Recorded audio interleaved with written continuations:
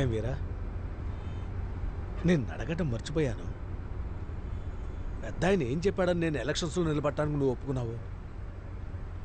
సమయం వచ్చినప్పుడు చెప్తాను నాన్న. అవునన్నా, నిజం చెప్పు, ఈ తుపాకీ గురువుగారు ఇచ్చారా? లేదు వీరా, నేనే కొన్నాను. ఎందుకంటే నువ్వు నాలాగా అందరి దగ్గర నోరు మూసుకొని చేతులు కట్టుకొని నిలబడవు. అందుకని నీకు అవసరం అవుతుందని కొన్నాను. ఇక మీద దీని అవసరం నీకు ఉండదయ్యా. ఇది లేకుండానే వీళ్ళ మీద నువ్వు గెలవగలవు. ఇక్కడ మనం గెలిచే కంటే ఇలాంటి రిజర్వేషన్ నియోజకవర్గంలో ఎప్పుడు ఏదైనా మనమే నిర్ణయించాలి. ఇలాంటి 20 మందిని తెల్ల చొక్కాయితో నిలబెట్టి వాళ్ళ మొహాన కొంచెం డబ్బులు పడేశామంటే మనం ఆడాల్సిన ఆట వాళ్ళే ఆడతారు. మనం ఇంకొంచెం డబ్బు ఇస్తే ఇంకా అసహ్యంగా ఆడతారు. అదే మనకు కావాలి. అర్థమైందా? అది సరే, దానికెందుకు బాబు వీళ్ళని ఎలక్షన్ నిలబెట్టాలి? కాస్త డబ్బిచ్చి మన వైపు తిప్పుకుంటే సరిపోయేది కదా.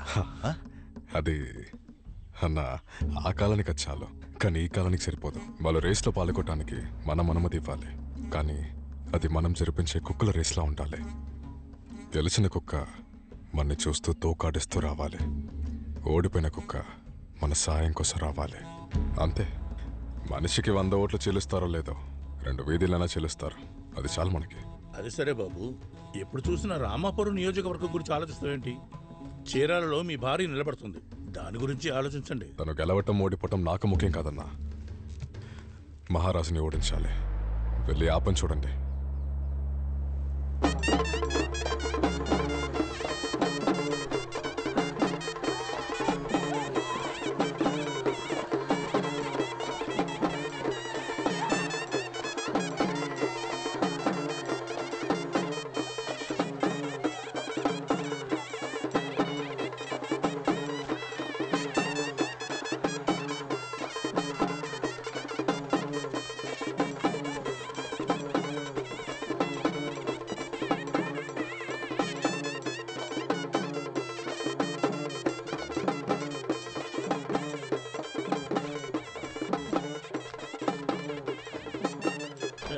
ఏంది మహారాజు, పాత రోజులు మర్చిపోయావా? చిన్న నువ్వు ఊరుకో పిల్ల, మాట్లాడుతున్నాను కదా. అయ్యగారు పిల్లలు వస్తే నువ్వేంది దర్జాగా కూర్చున్నావు? లేచి నిలబడవా? నా మాట విను. నువ్వు ఉండి పిల్ల, నీకేం తెలీదు. లేవయ్యా చిన్న రావమంటుంటే గొడవ చేస్తావా? చెప్తూనే ఉన్నానుగా. మర్యాద తెలియనోడు లేవమని చెప్పు, వాడు లేవమని చెప్పు. బాగా ఎక్కువైపోయింది. సింహరాజు అయ్యా, మీరెందుకు లేచారయ్యా? అయ్యా మీరు వెళ్ళపోయా, కూర్చోబెట్టు. తప్పైపోయింది. సింహరాజు ఆ పిల్లెవరు? చనిపోయిన మూర్తి అన్నయ్య కూతురు. దాని ఇన్స్టిట్యూటే మేము ధ్వంసం చేశాం. ఆపిల్ ఇన్స్టిట్యూట్ ని ధ్వంసం చేశారు. బంధువులమ్మ ఇన్స్టిట్యూట్ ని ధ్వంసం చేసి ఎంత పెద్ద పంచాయతీ చేశావు. ఇప్పుడు అర్థమైందా నేను ఎందుకు ఎదవా అంటున్నాను? అవును, ఈ అబ్బా కొడుకు ఇక్కడికి ఎలా వచ్చారు? అదే మన ఎమ్మెల్యే కొడుకు, ఆ అమ్మాయి ఫ్రెండ్స్ అట. ఇదిగో చూడు, ఇకపైన మన వీధిలోకి మన ఊరిలోకి అబ్బా కొడుకు రాకూడదు. అలాగే, కానీ అది మనం డిసైడ్ చేయలేం. సంఘమే డిసైడ్ చేయాలి. సంఘమే డిసైడ్ చేయాలి? అవును. సరే, సంఘాన్ని పిలువు, మాట్లాడదాం.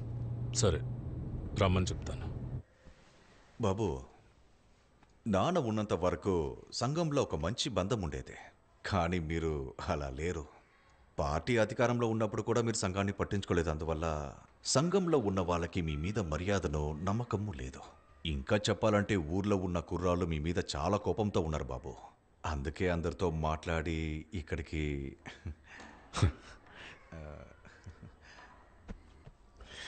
నాతో ఉంటే మీరే ఇలా మాట్లాడుతున్నారు. అయ్యో, అది సరే, తప్పే. నేను ఇప్పుడు ఏం చేయాలి? అదేం లేదు, క్షమాపణ అడగమని అడుగుతున్నారు అంతే.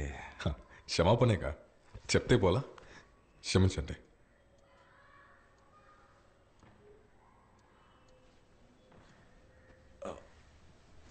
బాబు, ఇలా కాదు బాబు, కాళ్ళ మీద పడి క్షమించమని అడగాలంట. ఏ ఆ.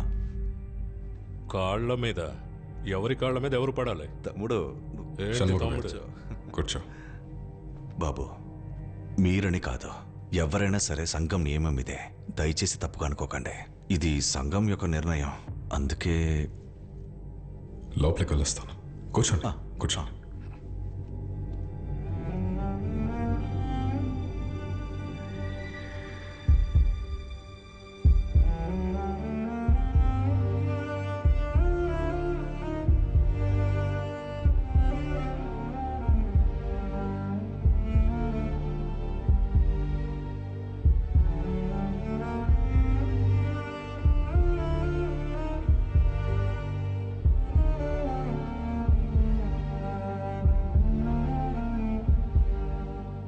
రత్నవేలు, మీ నాన్నగా చెప్తున్నా, నీ పైవాడి దగ్గర ఓడిపోతే పర్వాలేదు, నీ స్నేహితుడి దగ్గర ఓడిపోతే పర్వాలేదు, కానీ ఎన్నటికీ నీ కిందన్నోడి దగ్గర ఓడిపోకు.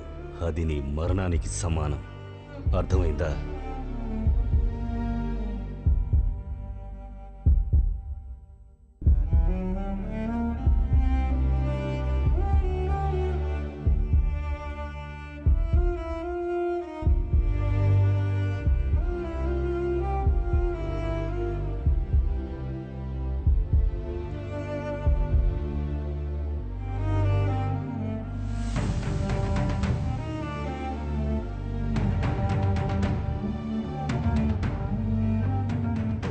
బాబు, బాబు, బాబు, చాలు బాబు, ఇది చాలు బాబు.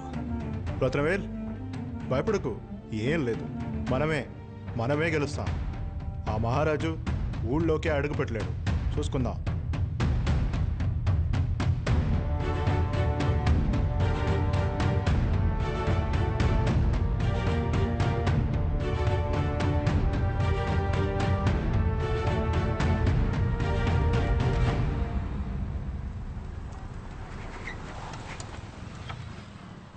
ఏయ్యా, ఏంటి సమస్య? చూస్తే కనపడతలేదా? ఊర్లో ఒకడు చచ్చాడు. ఇక్కడికి ఎవరు రాకూడదు, వెనక్కి వెళ్ళండి. సరేనయ్యా, మేము వెళ్ళి పరామర్శించి వస్తామయ్యా. ఎవరన్నా పిలిచారా? మర్యాదగా ఇక్కడి నుంచి వెళ్ళండి. ఏయ్, బండి తీవయ్యా. ఎవరు ఇక్కడ ఉండకూడదు, అందరూ వెళ్ళండి. ఏంటి అలా మాట్లాడుతున్నావు? వేరే ఎలా మాట్లాడాలి? అయ్యా స్వామిని కాళ్ళ మీద పడి అడగమంటావా? వెళ్ళండి అయ్యా. ఏయ్, చూస్తారేంటి?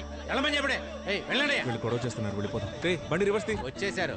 ఇదే పరిస్థితి అన్ని ఊర్లలో మీకు.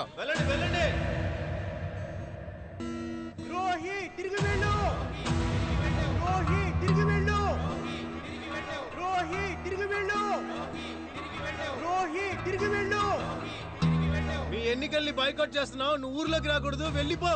ఏంటి రావయ్యా నువ్వు అలా మాట్లాడేది? అదంతా అప్పుడు, నువ్వు ఊర్లోకి రాకూడదు, వెళ్ళిపో.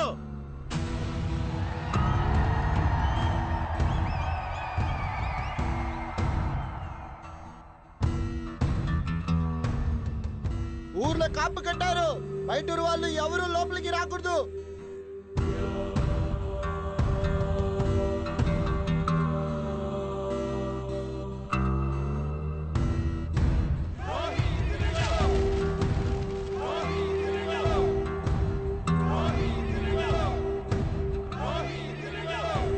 చూడు మహారాజు, ఇక మీదట నువ్వు ఏ ఊరికి వెళ్ళలేవు, ఏ వీధిలోకి వెళ్ళలేవు. ఎటు వెళ్ళనివ్వకుండా నిన్ను తరిమి కొట్టేసి ఈ ఎలక్షన్ లో మేము ఎవరో చూపిస్తాం. వీరా, ఇప్పుడు ఏమైందని? ఏమైందా? ఆ మనిషి 10 ఏళ్ల నుంచి ఎమ్మెల్యేగా ఉన్నాడు. ఒక్క వీధి వదలకుండా మంచి చెడు అన్నిటికీ వెళ్ళి నుంచున్నాడు. కానీ ఈరోజు ఒకే ఒక్కడు చెప్పాడని వాడి పరువు పోకూడదని ఊరు మొత్తం వ్యతిరేకంగా నిలబడుతోందంటే నాకేం అర్థం కావట్లేదు లీలా. అయినా అదేలా ఒకటి కోపం 1000 మంది పరువుగా మారుతుంది. అక్కడ ఊళ్ళోకి నలుగురు సడన్ గా వచ్చి నా పరువు నా గౌరవం నిలబడుతున్నారు. నెక్స్ట్ మినిటే వాడి వెనక 400 మంది నిలబడుతున్నారంటే అదెలా సాధ్యం? అర్థం కాలేదు కదా. అంతకంటే అసహ్యం సొంత పార్టీ వాడే వాళ్ల మధ్య మొహం దాచుకొని నిలబడుతున్నాడు. ఇప్పుడు నేను ఏం చెయ్యాలో కూడా నాకు అర్థం కావట్లా. వీరా, ఇటు చూడు, నన్ను చూడు. ఏం మాట్లాడుతున్నావు నువ్వు? వాళ్ళు ఇలా చేశారు, వీళ్ళు ఇలా చేశారు అంటున్నావు కదా. మీ సొంత వాళ్ళు ఏం చేశారు? 20 మంది వాడి దగ్గర డబ్బులు తీసుకుని మీ నాన్నని ఎదిరించి నిలబడ్డారు. అందులో 2 మీ నాన్న తోడుగా ఉండేవాళ్లే. ఇంతకీ ఈ విషయం మొత్తం అందరికీ తెలుసు. దీన్నేమనాలి? దీన్ని మనం కుల సమస్య, మత సమస్య, డబ్బు సమస్య అని అనుకుంటే మనకి పిచ్చికిపోతుంది. ఎందుకంటే ఈ 3 కలిసి ఒకటిగా కొడుతున్నాయి. అది ముందు అర్థం చేసుకో. అన్నీ కలిసి కొడుతున్నాయి కదా, వాటిని ఎదిరించి మీరేం చేయగలుగుతున్నారు? అడ్డమైన కారణాలు మాత్రమే చెప్పగలం.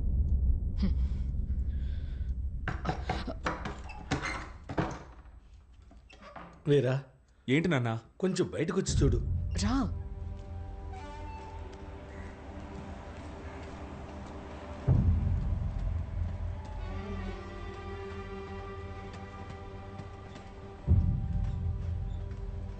ఏంటి సార్, తినడానికి పిలిచారు, చదవడానికి పిలిచారు, ఊరు చూడటానికి మమ్మల్ని పిలిచారు, కోట్లాటకి మాత్రం ఒంటరిగా వెళ్ళిపోయారు.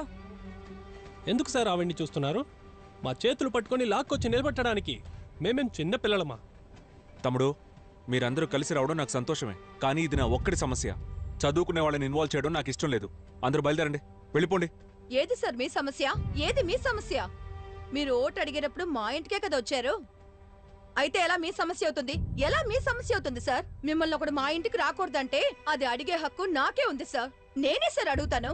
మీరు పిలిచినా పిలవకపోయినా నేను వస్తాను సార్, వచ్చి అడుగుతాను సార్. పదండి సార్, ఇంటికి వెళ్దాం. సరేమ్మా, నేను వస్తాను, తప్పకుండా వస్తాను. కానీ ఇప్పుడు అందరూ బయలుదేరండి. ఇప్పుడు మీరు నాతో నుంచున్నారంటే మీ అమ్మ నాన్నలు మాత్రమే కాదు, మీ బంధువులను కూడా ఎదిరించాల్సి ఉంటుంది. అదెలా సార్? వాళ్ళలాగా మీరు కూడా మమ్మల్ని తక్కువ చేసి మాట్లాడుతున్నారు. ఓటు వేసే వయసు మాకు వచ్చింది సార్. మా ఇంటికి ఎవరు రావాలా రాకూడదన్న నిర్ణయం మేమే తీసుకోవాలి సార్. అది మాత్రమేనా? ఈసారి కూడా మా జీవితంలో మాకు తెలియకుండానే వాళ్ళ సంఘ గౌరవ మర్యాదని మా మీద రుద్దుతున్నారు సార్. ఇదంతా చూస్తుంటే మీకే కోపం వస్తుంది అనుకోవాలి సార్. మాకు రాకూడదా సార్? నువ్వు చెప్పేదంతా అర్థమవుతోంది, కానీ ఇప్పుడొద్దు, మీరు బయలుదేరండి. మేమేమీ మీ నాన్నని గెలిపించడానికి రాలేదు. మాకంటూ ఆత్మాభిమానం ఉంది, దాన్ని కాపాడడానికే వచ్చాం. రండి సార్, మీరు రండి సార్, మా ఇంటికి వెళ్దాం. నేను చెప్తుంటే మళ్ళీ మళ్ళీ అదే మాట్లాడుతున్నారు. అదే ఇంతమంది చెప్తున్నారు కదా, రా చూసుకుందాం. రా ఓ వీరా, చూసుకుందాం. రండి బాబు, మీకోసం ఇంతమంది ఉన్నారు, రండి సార్. రండి సార్, రండి. ఏంటి బాబు నన్ను ఇక్కడికి రమ్మని చెప్పారు? ఏం జరుగుతోంది ఇక్కడ? ఆ రోజు గొప్పగా చెప్పారు, సంఘం చెప్తే మహారాజు ఊళ్ళోకి రాలేడని. ఇప్పుడు అబ్బా కొడుకు ప్రతి ఊళ్ళో ప్రతి వీధిలో తిరుగుతున్నారు. ఏంటన్నదంతా? అది బాబు, ఇప్పుడు నేను ఎలా చెప్పాలో తెలియట్లేదు. మీరు నేను సంఘం ఏదైనా చెప్తే ఒప్పుకుంటాం కానీ అడ్డుపడము. కానీ ఈ కాలం కుర్రాళ్ళు ఫేస్బుక్ అది ఇదని ఇష్టానికి మాట్లాడుతున్నారు కానీ మనం చెప్పే మాట అస్సలు వినట్లేదు బాబు. ఏం చేయాలో నాకు అర్థం కావట్లేదు. అందుకే నేనే మీతో. ఏంటన్నా? ఏం చేయాలో తెలీదా బాబు? నేను అక్కడ పెద్దవాళ్ళ కాళ్ళ మీద పడేలా చేసి ఇప్పుడు ఏం చేయాలో తెలీదా? ఏదైనా చేయకపోతే ఒక్కడిని కూడా అవుతాయి. అయ్యో, మీరు కోపడకండి బాబు, దాన్ని ఎలాగైనా సరిచేద్దాంలే. అది ఏదైనా పెద్దగా ప్లాన్ చేసి ఈ కుర్రాళ్ళందరూ ఇంటి నుండి బయట రానివ్వకుండా చేస్తే ఈ సమస్య మొత్తం తీరిపోతుంది బాబు. బాబు, ఏదైనా ఒక పెద్ద తలని వేసేసి ఈ ఊరిని ఒక ఊపు ఊపేస్తే ఇదంతా సరే అయిపోతుంది బాబు. సమస్య తీరిపోతుంది.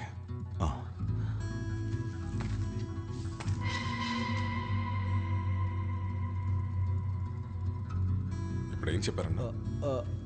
అదే బాబు, ఏదైనా ఒక పెద్ద తలని వేసేసి మన ఊరిని ఒక ఊపు ఊపేస్తే అన్ని సరైపోతుంది బాబు. సమస్య తీరిపోతుంది. సరైపోతుందా? సమస్యలు మొత్తం తీరిపోతుంది బాబు, మొత్తం తీరిపోతుంది.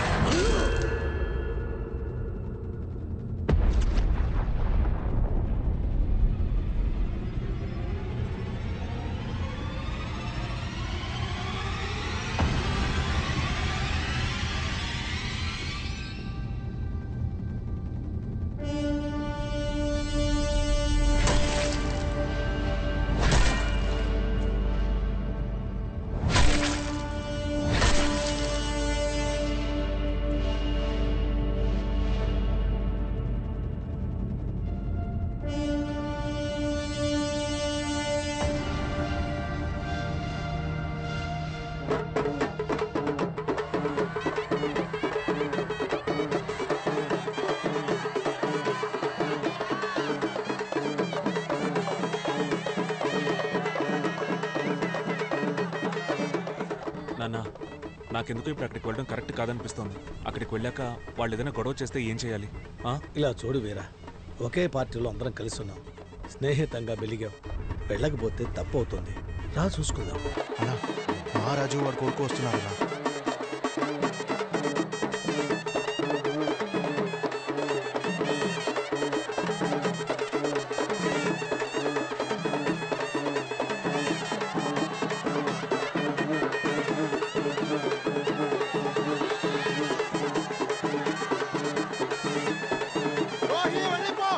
ద్రోహి వెళ్ళిపో వెళ్ళిపో ద్రోహి వెళ్ళిపో ద్రోహి వెళ్ళిపో ద్రోహి వెళ్ళిపో ఈ కుక్కని కొట్టి బయటికి పోండి ద్రోహి వెళ్ళిపో ద్రోహి వెళ్ళిపో ద్రోహి బయటికి వెళ్ళరా ద్రోహి వెళ్ళిపో మహారాజా రే బయటికి పోరా ద్రోహి వెళ్ళిపో ద్రోహి వెళ్ళిపో ద్రోహి వెళ్ళిపో బయటికి బయటికి ద్రోహి బయటికి వెళ్ళరా ఇలాంటి కుక్కలకి బయటికి వెళ్ళరా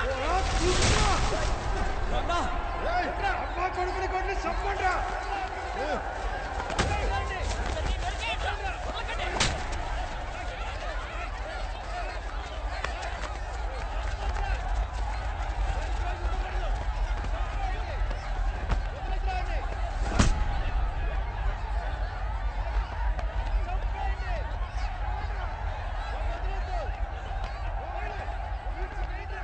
నాన్నా ఏంట్రా వచ్చిన దగ్గర నుంచి ఏం మాట్లాడడం లేదు? ఏ ఇప్పుడు నేనే మాట్లాడాలా? మీరందరూ మాట్లాడొచ్చుగా. లేదురా, నాన్న బయట ప్రచారానికి వెళ్ళొద్దని చెప్పారు. అందుకే ఏం చేయాలో అడుగుతున్నాను. ఇదిగో రామకృష్ణ, ఇదిగో తమ్ముడు రామకృష్ణ, బయటికి రావయ్యా. నువ్వు మా బంధువులే, నేను చూసుకుంటాను. రారా ఏంటన్నా? బయటికి రా. విషయం ఏంటి? ఆ మహారాజ్ కొడుకు లోపల ఉన్నాడా? ఉన్నాడు. ఉంటే మీకెందుకు? వాడిని పంపించు ముందు. వాడు మా ఇంటికి వచ్చాడన్నా, పంపించడం కుదరదు. నీ ఇంటికి వచ్చాడా? వాడిని ఊర్లోనే వదలకూడదు అంటుంటే నీ ఇంట్లో తీసుకొచ్చి పెట్టావేంట్రా? నా ఇలా చూడండి, అనవసరంగా రాదాంతం చేయొద్దు. వాడు నా ఫ్రెండ్. వాడిని ముందు పంపించు. అబ్బాయిని ఊరుకుంటే నా మీద చేసుకుంటావు నువ్వు. రేయ్, మళ్ళీ మళ్ళీ నా మీద చేసుకుంటావేంట్రా? వాడిని పంపించమంటే నన్ను వెళ్ళమంటున్నావేంట్రా? ముందు వాడిని పంపించరా.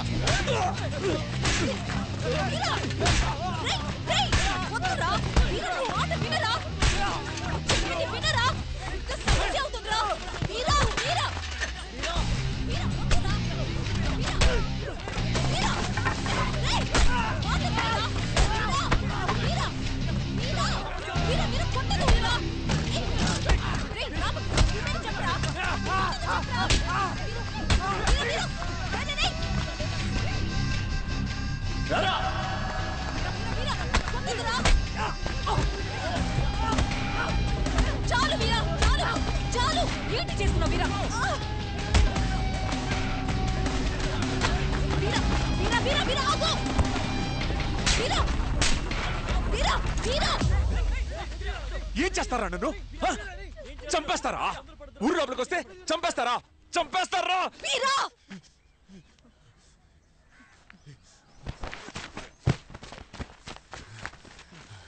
ఇది ఎప్పుడు రా తీసుకొచ్చా? వెళ్దాం పదా. వీరా వీళ్లతో చెప్పినా ఏం ప్రయోజనం లేదు. ఈ విషయం తెలియక ఎంతో మంది ఇళ్లలో ఉన్నారు. వాళ్ళతో మాట్లాడడానికి మనకి 1000 దారులు ఉన్నాయి.